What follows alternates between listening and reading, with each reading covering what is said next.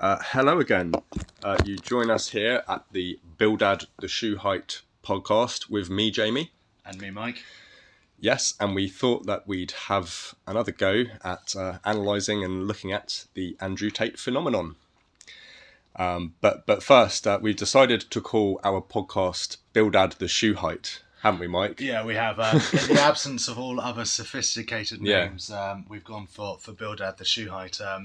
We thought, the Stand or the Last Stand sounded quite cool, but then when searching through Spotify and YouTube, those names were sadly taken. And I was on the phone to you, Jamie. I was like, do you know any good biblical puns? And then you reminded me of a joke I used to tell at theological college, and it was. The joke is, who's the shortest guy in the Bible? This is a good one to use on your pastors. I'm sure it'll wind them up.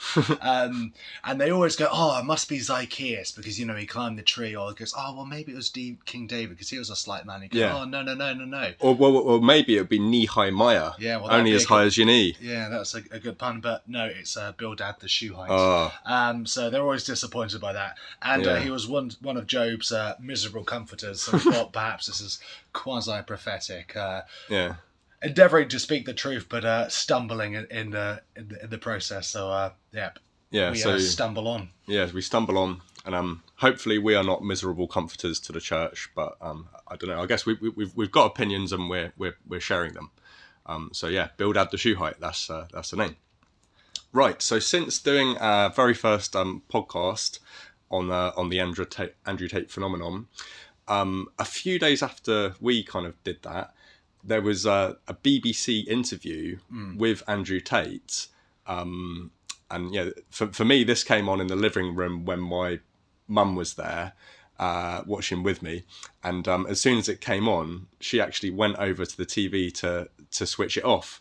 But there's been reaction to this interview. So should we reflect on that? Yeah, well, I mean, obviously he has that reaction in people. Some people, just a Marmite character to many. He's someone you have an opinion about, regardless of whether you like him or not. It's not necessarily someone that you feel neutral about, hence the strong reaction there. But so my initial thoughts on the BBC interview is I watched it from start to finish. It was just hard to watch. Bless her, Lucy, the interviewer just did such an atrocious job. It's funny, we mentioned in the first podcast how you can't just take sound bites and react to those. No. And you need to do your research, and you can't just paint a caricature him or create a straw man and pillory that. And it's just what she did from start to finish. We'll leave it aside. So I watched the Patrick Bet-David podcast and the follow up to that, and he talks about how the BBC potentially misled him and said, we're not going to do a hit piece. We're going to give you, these are the questions we want to know. We want to know what life has been like for you. We want to give your side of the story. Maybe that's true. Maybe that's not. That aside, she just didn't do any research whatsoever. No. It's almost like she said, okay, well, let's have a look at a few YouTube shorts. What are people saying about him? What do the people who dislike him say about him? And let's go from there.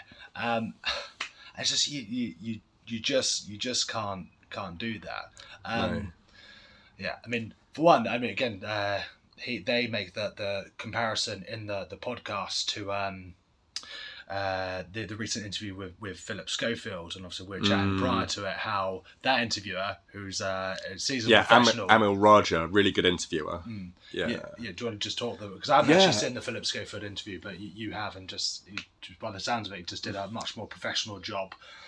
Built rapport, and then obviously put the hard questions to him towards the end of the interview. Yeah, so Philip Schofield is he's not very popular at the moment, as people will know, and he did this interview with Amil Raja. I think it was from BBC, and Philip chose to do the interview sort of quite quickly after the bad news broke about him, and Amil was so good as a journalist. to start the interview off, he just asked a very simple question. He was like, how are you? How are you, bearing in mind you're getting a lot of hate mail? How are you, bearing in mind you've lost your job and you're under a lot of pressure? Like, how are you as a human being? So even if Amil thought very badly of Philip Schofield and what he'd done, and even if Amil wanted to kind of take him out and destroy his reputation, like later in the interview, at least he understood the humanity of Philip's situation to start with, and at least he kind of began to build rapport, and none of that happened in the Tate interview at all. They went sort of like straight into kind of contentious topics in just a very unskilled way. And I mean, you can ask the question like what is journalism? Because everybody can have their opinions, and it's easy to have an opinion. But the BBC is not supposed to be just a centre of people who have opinions and talk about it. Journalists are there to dig deeper into issues, to tease out what really is going on. And Laura, essentially, she just went forward with her opinion. Lucy, Sorry, Lucy, yeah. Went forward with her opinion, thinking my opinion's right, and therefore this is going to go well. I'm just going to drive my opinion forward through this interview.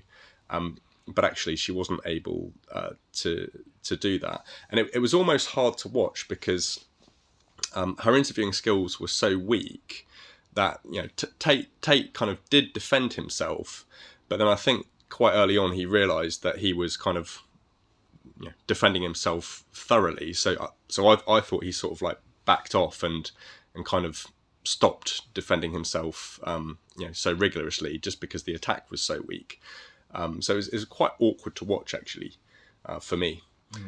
Yeah, it was. And again, like obviously last time we pointed out, inconsistencies and so on in Tate's marriage, not in Tate's marriage, his lack of marriage, and his character and his messaging and how he lives his life. It's like, so one of the things that Lucy could have asked was like, okay, you strive to live a disciplined and moral and religious life. You say you preach religion and so on, which is what he says in the interview, and then kind of gone into the cam girl kind of business where all these accusations have kind of come from. It's like, do you not see, a contradiction between these two? How is it congruent to be, promoting, your religious views, and yet you manage, cam girls, or I believe he does have a couple of links to the Romanian mob where he's run casinos and so on. So like, gambling, drinking, and the sex business stuff. Like, you could say, is this congruent with a man trying to live a disciplined and religious life? And it's like, okay, well, there's some difficult territories, and you just ask these questions and see what he has to say, and then engage with his responses. But again, she just she just didn't do that, and she was flustered from quite early on in the interview. And then even towards the end of the interview, where she actually starts to formulate a really decent question in regards to, obviously, Tate says some provocative things, he says true things in an inflammatory way as well. And she said, obviously, when you say these inflammatory things, you get more views, the more outlandish they are, or soundbitey they are, clickbaity, the more responses that you're likely to get. And with you obviously promoting your Hustlers University and your War Room, that translates into dollars into your bank account. So, is there an issue there? Like, are you incentivized to say, these inflammatory things because it translates into money into your bank account? And she was on the verge of formulating this question, but just couldn't put it through because she was just too flustered. Painful. So on the one hand, there's certain open goals which she could have scored, like questioning him on his morality in basically being like an online pimp.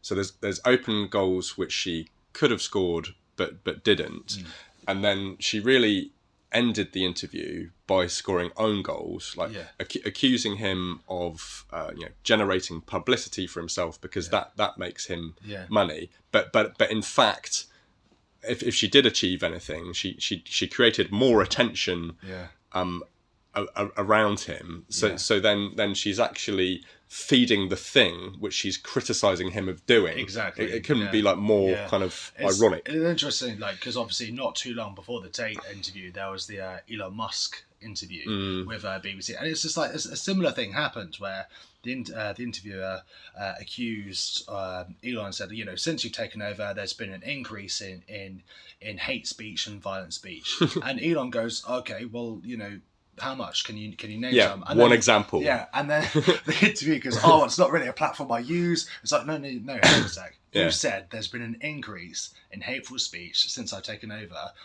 Give me some examples. And he couldn't give one. And likewise, at this interview, the interviewer, Lucy, says, since, your messaging, there's been an increase in domestic violence and people are, believe that you're at the, you're potentially a cause in this. And he goes, oh, okay, well, can you give me some examples? And she's like, oh, even one's enough. And he's like, okay, well, can you give me one example? Yeah. And she couldn't. And it's just like, you just have to do better than that when you're interviewing these people. Yeah. Again, it just shows the complete lack of research and that they had done. Lack of preparation for the interviews. Yeah. And all you end up doing is vindicating Tate at the end of the day. And it's really easy now to paint a narrative that he's been unfairly persecuted over this time. So he's had his assets seized, all of his flashy cars have been taken from him. He had his bank accounts closed, his Google mails are closed, his PayPal's all closed. Wow. And then obviously he's been under arrest. He was in prison for 90 days without trial and without conviction. And then he's been under house arrest for another 60 days. And at the end of this month, I believe it was June 29th, basically the end of this month, is that the court have to come to a conclusion. They have to pass a sentence, or they have to drop all charges and let him go. And I believe the rape charges which were put against him have all been dropped now. So it is highly likely that he gets off scot-free, and in which case, he's vindicated, and he's going to be more of a phenomenon than he was before. He's going to have more influence, and all you've done there is fan the flames because you haven't done your research and you've just So there's like a clear and obvious kind of context to the interview.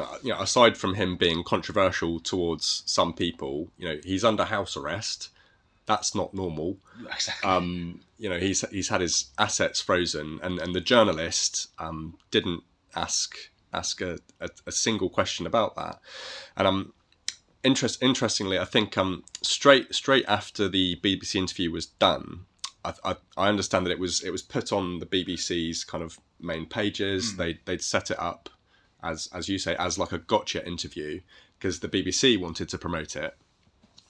But I think quite early on, they realised that people weren't coming on the side of the BBC. They were coming on the side of Andrew Tate. So since then, they kind of hid the story, in towards like the back of their website. They put less attention towards it, and so clearly, I think that means that the BBC have realised that it was a defeat for them. Yeah, and I think that's all that was done, again, as we said, is just fan the flame, because immediately after that, or shortly after that, he did a follow-up interview with Patrick Bet-David, and in less than 48 hours, it had 6 to 7 million views. So wow, that's a lot. He's just now. You could argue now that since this time that he's been under arrest and under scrutiny of the Romanian authorities, that his influence is potentially grown. His audience has grown. Yeah, and now he's a more intriguing figure than he was before, because as we said, you could easily paint that narrative that he's been unfairly persecuted, and again, that's why we said in the last episode is like, you have to do your research and you have to be diligent when you're engaging with the things that he's saying. You can't just write him off as a a terrible human being. Even if you think he is a terrible human being, you that's still not have the way to tackle him. Exactly. You still need to be as nuanced as possible and as balanced as possible when approaching this. Again, because if I'm a young impressionable man and I'm finding what Tate's saying compelling, and I'm struggling in life, and you write him off, like, do you care about me and my issues? Is some of the things we touched on last time. I don't know, perhaps now's a good time to segue and just review some of the things that we potentially missed last time, and some of the feedback, and some of the, mainly the conversations that we've had since the last episode. So people have definitely found this topic interesting. I've had a few chats with like colleagues who particularly become interested by the topic of masculinity on its own, and the general suppression of men who want to become men. That's a topic which kind of talking about Tate brings up. But one thing in particular which we didn't really cover or touch on last time was his conversion to Islam, which is an interesting area, because that will obviously govern some of his views and his morality. And it's interesting that although he's in a Western kind of context where probably the majority of religious people are Christians, he's chosen Islam for some reason. So that's an interesting area to cover. Yeah, it is, especially as he whether he would say he portrays himself as like the savior of traditional Western men. He seems to at least quasi occupy that space. And he'll always say, "Oh, I'm influential. I'm the most influential man in the world." Yeah, he did say that. Yeah. That kind of thing. Yeah, the most Google man in the world. Yeah, and then she rage quit. So we're saying obviously he's found himself converting to Islam. So I mean, certainly his message has sort of evolved over time. I said, and I watched the Patrick Bet-David podcast this week, and a lot of what he's now saying, and probably has over the last few months, is like more towards the traditional family values, as well as the self-improvement stuff, and advocating for young men, and how young men and men in general in the West have been disadvantaged and so on, kind of fighting their corner, and as you said, advocating for traditional conservative values, but yet traditional Western conservative values, and yet is kind of going east for his religion. It's kind of, if you're advocating for the Western man and the families and traditional values, why would you not then start advocating for that Judeo-Christian foundation, which is the foundation for Western society? So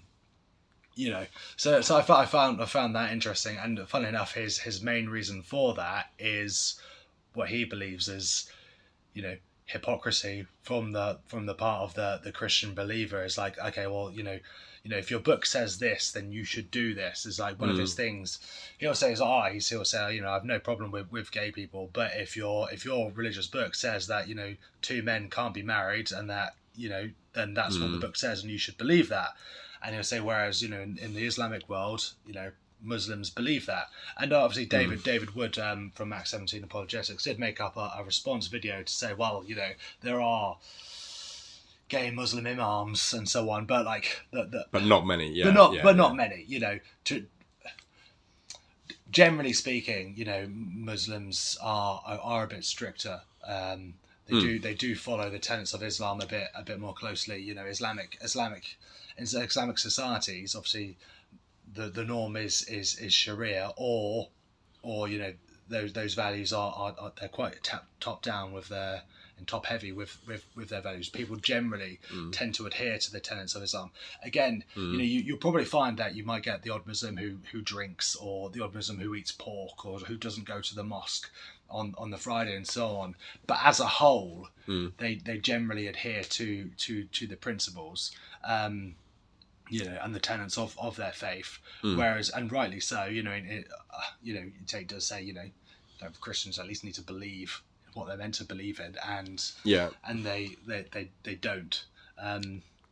There's like a prevalent kind of strictness and discipline which is definitely apparent among Muslims, and I don't know, maybe just on a shallow level, it's easier to kind of identify that kind of discipline and strictness. And obviously, being a former fighting man, discipline and strength and respect are really up on his hierarchy of virtues. They're things which he profoundly values. And again, he in the PBD podcast he highlights why it is that he's converted to Islam, and one of the things that he does value is Islam's actually intolerance of these things. It's like, the book says this, therefore we do this. It demands that you respect it. I don't necessarily think this is a show, but he values it. Obviously, being a fighter man, he values respect, and he wants to be respected, and he likes the fact that Islam demands that you respect it. You're not allowed to criticize it. You're not allowed to speak illy of their, of the Prophet Muhammad. He likes that appeal about it.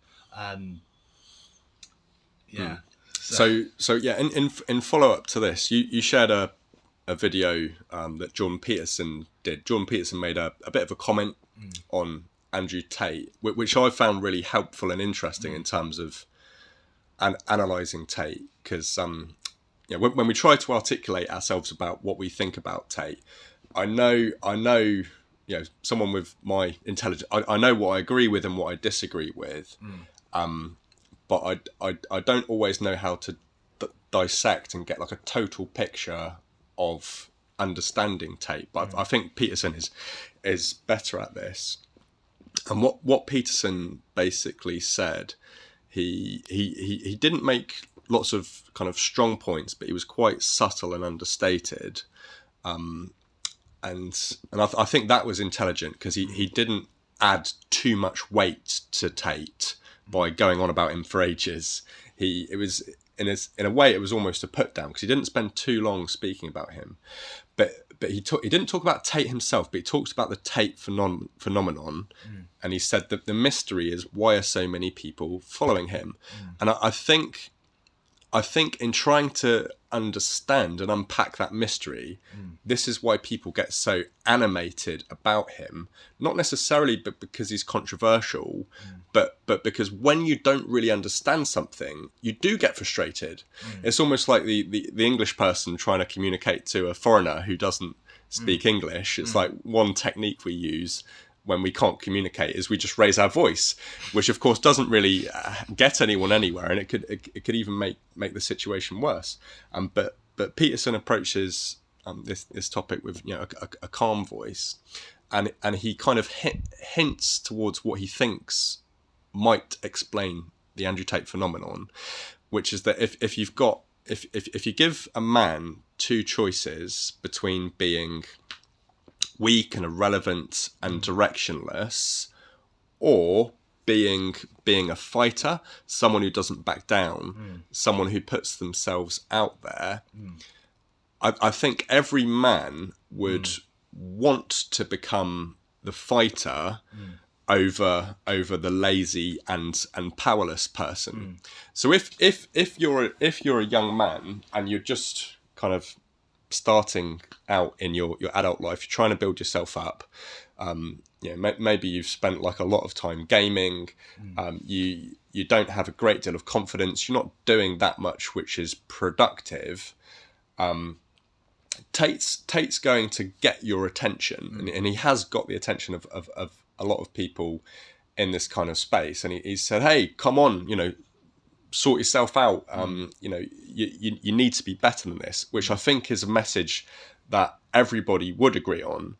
But I suppose Peterson's trying to hint that Tate kind of stops quite short, because yes, he does motivate, but then perhaps what he's doing is he's turning people into fighters, which is good, but he's not pointing them in a very morally upright direction.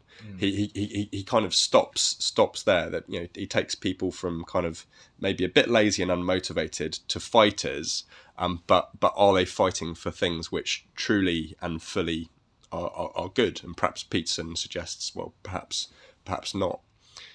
So that's kind of how he frames Tate. So he gives him credit on the one hand, Yeah. but he also like highlights where Tate is falling short. But the thing is, if you just criticize Tate, then you're gonna miss the point. You're gonna miss a lot of young men. Yeah, well, exactly that. Again, if all you've got for him is criticism, then you're not understanding why he's a popular and appealing in the first place.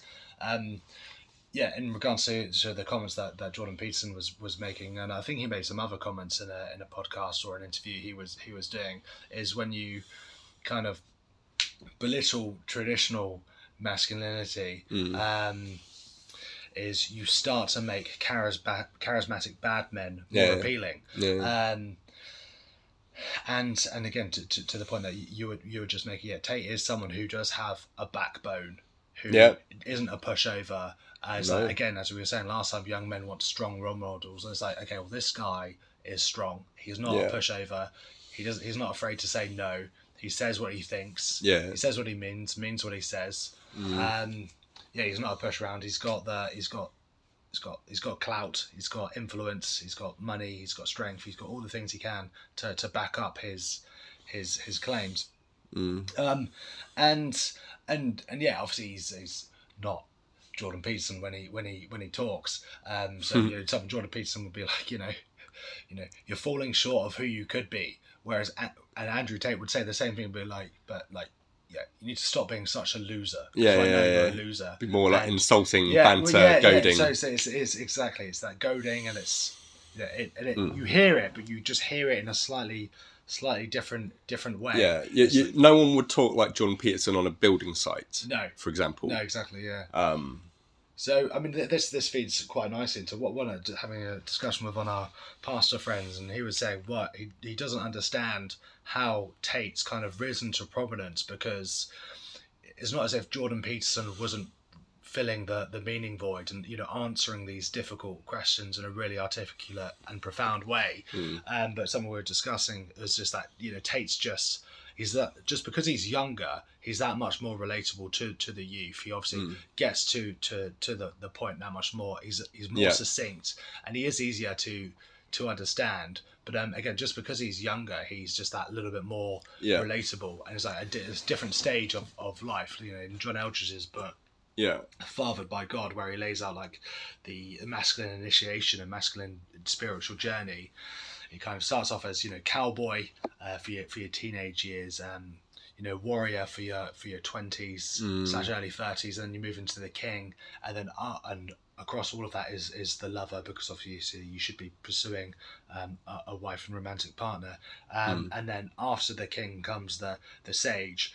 Now Jordan Peterson is absolutely a sage. He's your Merlin, and he's your Gandalf. Who you want your advice from. He's like your dad or your granddad. Is like, how should I what should I do, something you want advice from. But just because the young men who are in their cowboy stage or their warrior stage, it's like Tate's still he's coming to the end of that warrior stage and moving into his king stage as he approaches late 30s. So I'm just that much closer to him on the journey that I'm on, and the young men are just that much closer to the journey they're on to him than they are to Peterson, where they still need to accrue another 40 years of life and experience. So I think that's partly why Tate has kind of that's helpful, managed to occupy some of that space when that Peterson was occupying.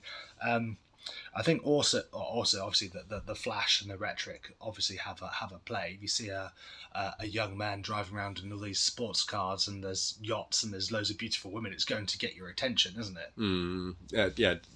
Definitely. He's doing things that not a lot of people can do. So he's almost like your sort of like young uncle who kind of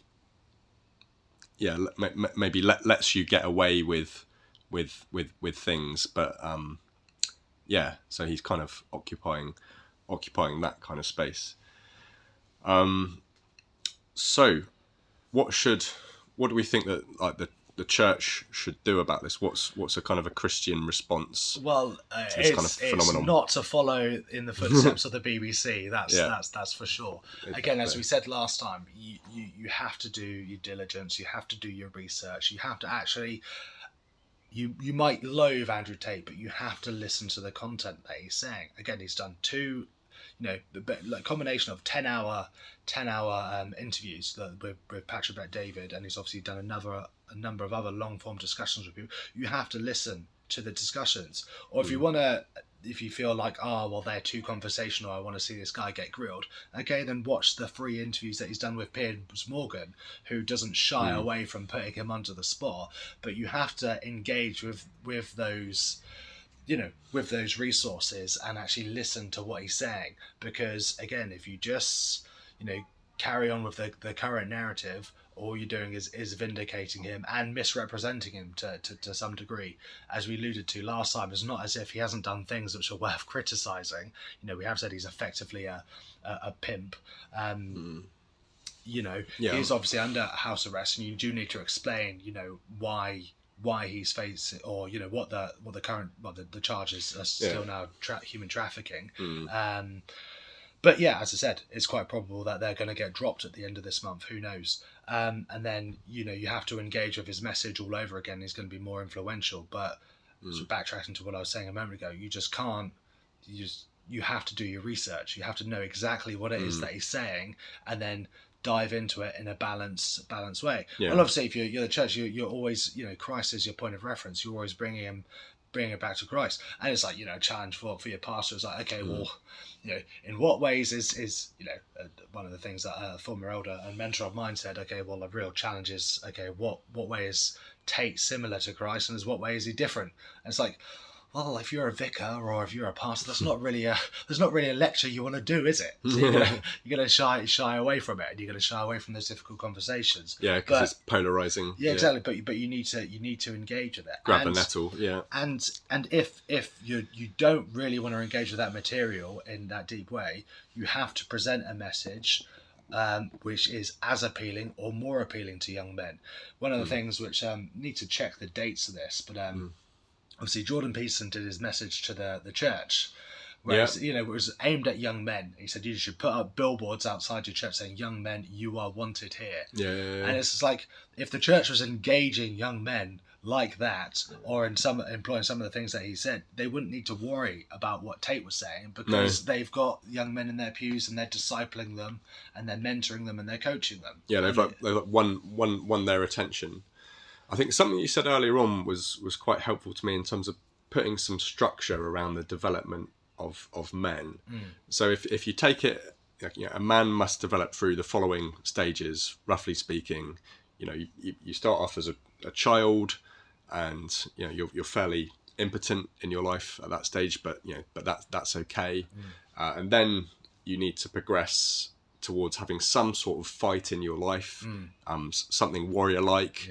I don't know. You could literally be a fighter, or you could fight to develop skills in computer coding, or whatever it is. But whatever it is, a man in his growth needs to fight, and then eventually ending up as a king. I think what's happening is people who see like young men going through that fighter stage, it's like a rough and ready stage, and people are like conflating that roughness and readiness just with negative things. But if you see that men have to go through that stage if they're going to become kings on the other end, then you need to just encourage and direct men at that stage. A lot of what's happening at the moment seems to be people are like, oh, you men, you're starting to behave like warriors. That's wrong, and some of it is wrong. But then the effect of the intervention is people are saying, oh, you need to kind of go back to the impotent child stage. Be gentle, shut up. Be ashamed of yourself. The effect is that people will go back to the child stage, And then at the point of when they get encouraged again and start to move forward, they'll go back to the warrior stage. They'll come face to face with the same sort of put downs, and they'll never become kings because they were never encouraged through that stage. So to be helpful, you need kind of a big picture approach of the development of men, and you need to stick with them through that rough and ready phase. And absolutely. And I mean, again, so one of the ways which I haven't liked how the Tate narrative has been framed is like, okay, well, he appeals to young men, but young women will be hurt by this. it's like okay, and that okay, let's say that's a possibility, but like you've just looked at a guy who's speaking to men's issues, and your concern is how women are affected. It's like, again, as if you're a young man, listen to that. It's like, okay, well, here's a guy who's potentially speaking to my problems, and you only care how it affects women. Why don't you care about how it affects me? You know, that's what you might conclude as a young man.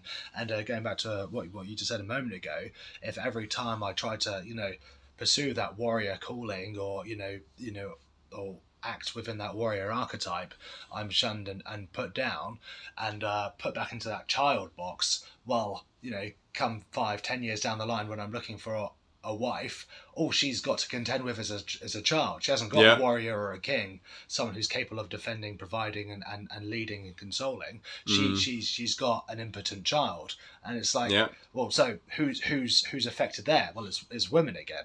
The church and just the society in general should be wanting and encouraging competent young men, but I think Peterson's done a much better job of articulating this than I or we have.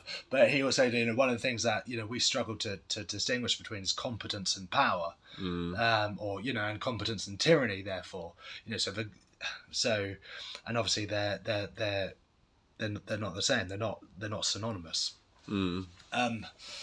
But yeah, coming back to the warrior side of things, obviously we've. You think warrior, you think battle to fight, and then you think physical combat. But that's a narrative of that, but it's not solely reduced to that. I mean, just framing things in terms of battle and using these images to portray a particular part of the masculine journey is just a way in which resonates with people. Like. So, the battle to fight is the battle of your life. It could be the battle against unemployment. It could be the battle, if you're in study, to write that essay. It's like, sit down to actually write an essay, and you will see how hard it is. You have to battle, you have to be disciplined. You have to, align yourself to writing it. So it's not just about, picking up a sword and going on a crusade to fight people in the Middle East or whatever you might think it is. It's very, very, very practical. We're on the cusp of a recession. One of the things that we could do is rein our expenditure in. It's just like, that's a battle. That takes a lot of discipline. I can't go down to, Costa every day and have my triple venti latte or whatever. I have to rein it in. I have to... and we need those kind of men need those big kind of fight orientated, battle orientated stories. The Bible talks about us being in a spiritual fight. Yeah, it does. It does. Like powers and principalities beyond us. It talks about absolute good, like God and heaven and light, and it talks about absolute darkness, like the devil. Sin and darkness, and I just think like if it is the case that men need to frame their experience in those terms in order to stay to become motivated and to become who they're supposed to be, if you say, I don't really like that kind of language, then okay, fair enough, have that opinion, but if that's the way that men need to grow, then it's like you're just going to be shooting yourself in the foot by dampening that message. And in the absence, unless you can think of a better narrative, Yeah. You know, In which case, come up with it. Yeah, exactly. But if not, then it's just like, you know, got a child on the way, and you know, expenses are potentially looking quite tight. It's like, I'm going to be in a battle to provide for my family. Like, that's a battle there. Yeah, excited for you becoming a dad. And today is Father's Day, actually, day of recording. Yeah, happy Father's Day, Mike, to your 7-month-old fetus. Oh, joy. So one of the things that you kind of touched on a moment ago is so it's a bit different in Western society in today, because obviously traditionally in like the agrarian age where we were like, you know, much more farming and agricultural based. You know, as a young man you would be apprenticed and discipled by your dad, by your father. You'd learn a trade, you'd learn life through your dad, and you kind of like he would initiate you into manhood. And obviously through the Industrial Revolution, so on and so forth, obviously children spend less and less time with their fathers and more time at school and so on. But the point being is, like, in Western society there's not a clear, you know, when does a boy become a man? It's when he's 18. Is it at uni? Like, is it at uni? Is it graduation? Yeah, it's like uni's really like just go and enjoy yourself, get drunk for 3 years, try and get a 2-1. Yeah, basically. It's like, whereas other societies, I mean, there's an Amazonian tribe, as I think we've talked about this before in private, but like it's brutal. Like, so young adolescent boys would put on what's called the gauntlet, which would be filled with bullet ants, and these ants would be sedated, and these ants have the most venomous sting. Like, I mean, one sting is effectively being punched full force. Wow. And they have to wear this gauntlet, and it's filled with hundreds of these bullet ants. And then obviously by the time the ant comes round, like, they're obviously pretty cheesed off that they're stuck in this banana leaf gauntlet, and they start stinging and biting. And the adolescent male has to sit there and endure that without complaining. And then when he goes through that rite of passage, he's now welcomed back into the tribe as a man and respected as a man. Whereas we don't have that, obviously, in Western society. But like, we kind of need, like, well, and you just think at the end of every, obviously been in the military, at the end of every like basic training, there is something physically arduous. So in the Navy we have the stretcher run. Navy SEALs have Hell Week. You know, they have these physically arduous challenges that you have to get through, again, just to prove yourself. And then once you've got through the other side of that, you are viewed differently by the instructors. Yes, there's a certain respect that you've earned the right of passage. You are now a matlow, you are now a sailor, you are now a SEAL, or whatever it is. And it's like, again, in the West, we don't have anything like that. I mean, I dread to think what you would ask a young man what he thinks makes him a man. And it's like, okay, well, maybe my first car, or my first job, and my first sexual experience. Yeah, that's what I was thinking. They're pretty shoddy markers to denote manhood. And it's like, perhaps again, one of the things that John Eldridge talks about in the book Father by God is, you know, initiating a man into the cowboy phase and the warrior phase and the king phase and the sage phase. It's a great book, and I recommend people listen to it, but it's still a bit ambiguous into how you kind of like initiate someone into manhood. But certainly, I mean, the church can, you know, has got something to say about character development. So, you know, developing a character and encouraging, you know, that adventurous spirit. You know, as we said last time, men bond side by side. So get a group of guys from the church and go on a long walk. Go on a long yomp. You know, go walk up Scafell Pike, or one of the higher mountains in England, and do that consecutively over a number of days. And you know, you'll encounter some hardship along the way, and you'll have more respect for those in your group than you did before, because you've all got that shared hardship experience. Again, it's why people talk about camaraderie in the military, is they've got shared hardship. Brotherhoods. Exactly. Yeah, you have to bond together. You know, we've got this shared hardship. We've gone through difficult times together. I can trust you. You can trust me. I now respect you. You now respect me. And yeah, I've developed myself because I've overcome this obstacle. I think it might be good to just touch on how the church can start implementing some of these things, because again, we touched on this book last time. David Murray, in his book Why Men Hate Going to Church, he talks about the number of ministries which are open to women's breakfast, women's meetings, and prayer groups and so on, and lots of female ministry going on at church, and that's awesome, don't get me wrong, that's great, but very little in the way of meaningful men's ministry. Whereas ladies might meet up once a week for a breakfast, men it's once a month or once a quarter, or the traditional prayer groups and Bible studies, which and they're good, they are valuable, and you should engage in that. But it's just less appealing to that masculine spirit. Whereas, as we said, just one of the simple things that Murray says is just once in a while, once in a blue moon, just have a church service outside. Yeah, the outside is huge. And like, how much of his ministry did Jesus do outside? Yeah, bar a few times in a synagogue, he basically spent most of his time with his friends walking, didn't he? Yeah, and he was never trying to get people to come to his synagogue. He didn't have a synagogue, because a lot of kind of standard church activities are inside. They are on a weekly basis, so a Sunday, a Wednesday, and they are, so in that sense they're attractional. So it's like, oh, come to our event, come to our meeting, sit there and be a part of it. Some of the things I've sort of been invited to do, which have really kind of like challenged and pushed me.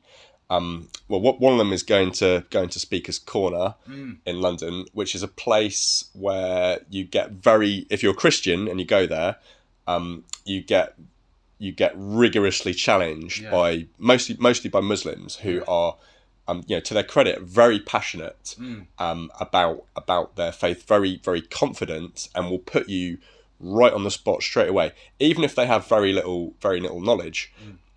So as a Christian, you need to defend your faith in a different way, and you have an opportunity to speak forthrightly and robustly, which maybe you wouldn't get the same opportunity with gentle, polite English people. Talking about God is much more likely to result in the conversation getting like ended or cut off. Something like, because God is a God of mission, isn't he? And he sends us. He says go. He doesn't just say, come and have meetings about meetings and be in comfort all the time. Like he says go. Another thing which I got to go on was a walking mission with an organisation called Through Faith Ministries, where the way that worked is we had to walk about 26 miles across 7 days. We didn't know where our food was going to come from. We didn't know where we were going to sleep. So in that sense, we had to live by faith, walking from place to place. And it was amazing that God provided, and we found church floors we could sleep on. We found a family who took us in on the day, and that kind of thing. And people had, because we were doing something very different, and people really opened up, and they had really interesting conversations with us about life and about God, but also about how are we doing with our challenge, because we had to carry our backpacks on our back, and you definitely felt alive doing that because it was hard. And I think that kind of thing kind of builds men as men. It gives you something to talk about, rather than I went to church and I heard a quite good talk and there was a nice song. Like men need more need more than that. It's not enough. Yeah, definitely. And kind of similar stories. Myself and kind of guys from the church I was previously attending, we went to the Lake District a few years ago, and again climbed those mountains. We stayed in a youth hostel, kind of like Acts 2 style. Like we ate together every day. We went out, we did something difficult, and we came back. And then just the other people that were there watching us, like they were just like these guys who are together, who are doing something challenging. They're walking mountains every day, and they have a genuine fellowship with one another. It's attractive. People like, oh, do you mind if we come and eat with you guys and sit with you guys? It's just like, it just has that magnetism about it. People ask questions, like you were just saying. It's like, it's these things aren't hard to do. There are things that people can implement. One of the things that I'm wanting to do when I speak to the vicar of my church next is just literally just once a fortnight. It's just get guys from the church and we're going to go up. We're going to go mountain biking. We're going to go paddle boarding. We're just going to go for a walk. We're just going to do something a bit physical. Sounds fun. Yeah, and get alongside each other. Yeah, again, it's just fun stuff. It's just stuff that, you know, it's like it sounds appealing. It's like, okay, would you rather? And again, it's a great testimony to your friends as well. Rather than, oh yeah, I'm going to a Bible study, a meeting. You might say, you know, under a muttered voice or whatever. So, oh, just me and a couple of guys from church are going mountain biking. It's like, okay, well, that's cool. Yeah, have a good time. How did you get on? Yeah. It starts creating conversation, and it's just simple things like that which the church could just start doing. And again, like anyone who's been mountain biking knows it's an absolute hangout. It's hard work. So son, you've gone mountain biking with 6 strangers.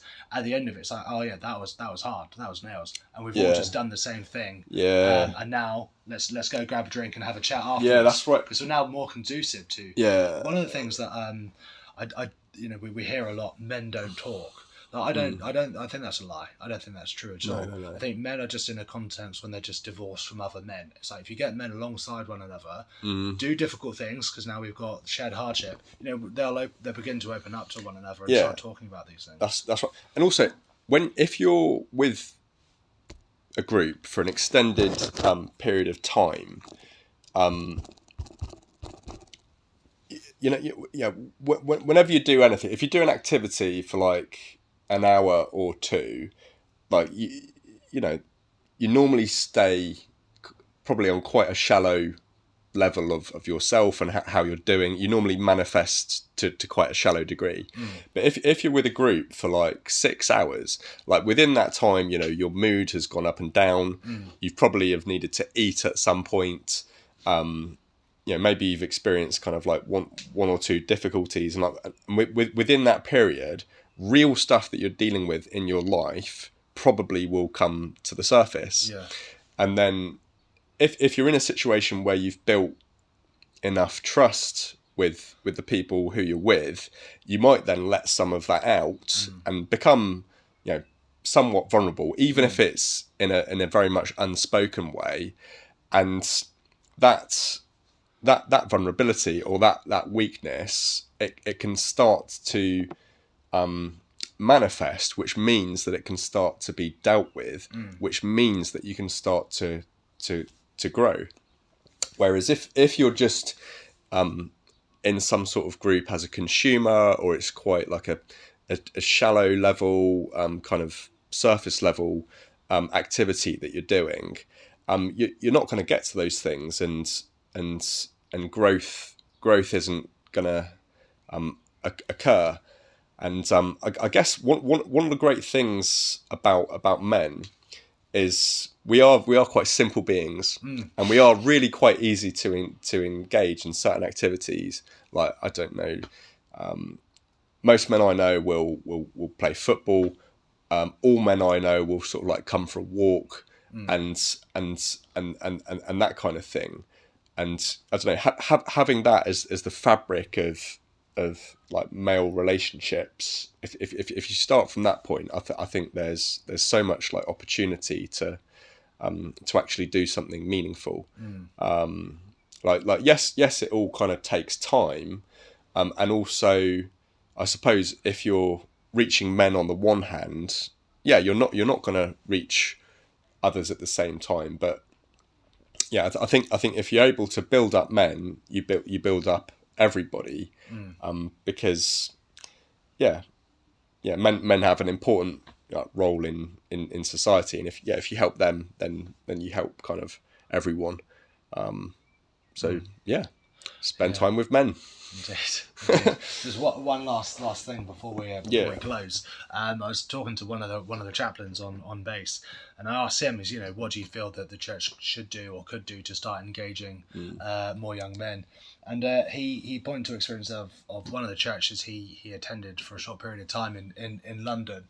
Obviously multicultural church being London, and it was an interdenominational thing where they had a number of young men who were particularly gifted musicians. I think they're at university, doing music degree, and the senior vicar said to them, like, "Oh yeah, guys, I want to give you total ownership of the worship going on." So he gave them responsibility within their gifting, was the key point the chaplain was making. So responsibility within their gifting, and then all of a sudden it's like, okay, they fully invest into the worship, and they're competing with one another, and they're critiquing one another. It's like, okay, they're pushing one another. How do we make the worship services even better? So a small group of people were given one song, and then they'd change people, and then another group of 4 lads would take over, and they would do a different song. Competition in church. I know. Would you believe it? Would you believe it? Lord, let me sit at your right hand.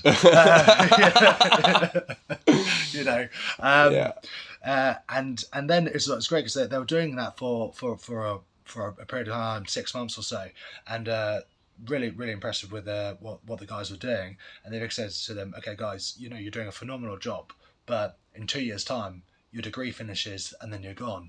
So within the next 2 years, I want you to take another young lad, teach him how to play an instrument, disciple him, because when you go, these guys are going to take your place." So then it's like, Peter, do you love me? Feed my sheep. Exactly that. Wow. Exactly that. Wow, that's really cool. And you mentioned can I sit at your right hand? That's where James and John's mum goes to Jesus to say, "Oh, can James and John be your sort of top 2 disciples?" And Jesus' reply is, you don't know what you're asking. Because the way of following Jesus is the way of the cross. It's the way of sacrifice. But the point even amongst the disciples, they were competing.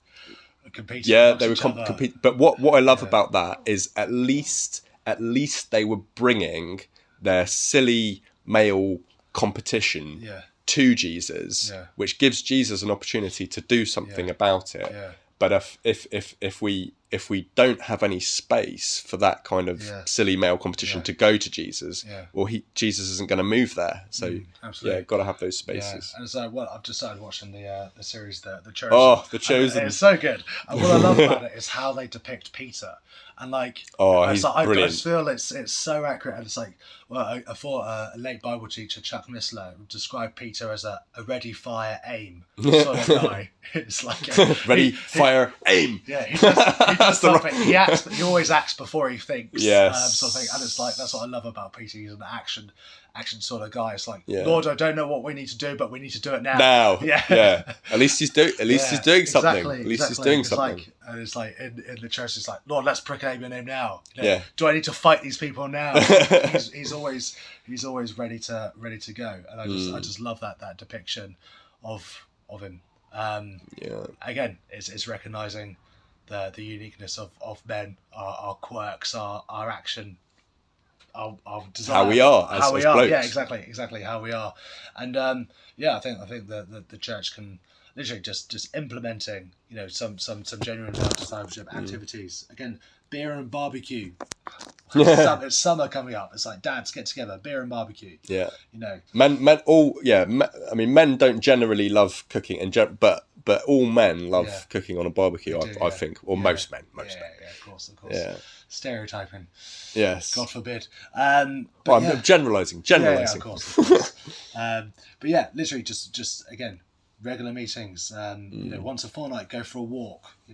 Go mountain biking. Just simple things like that, which would make a difference. Have your church service outside. Just like, guys. Radical. This weekend we're going to sit on blankets outside. And worship's going to be done on one acoustic guitar. People might see us. God forbid. I know.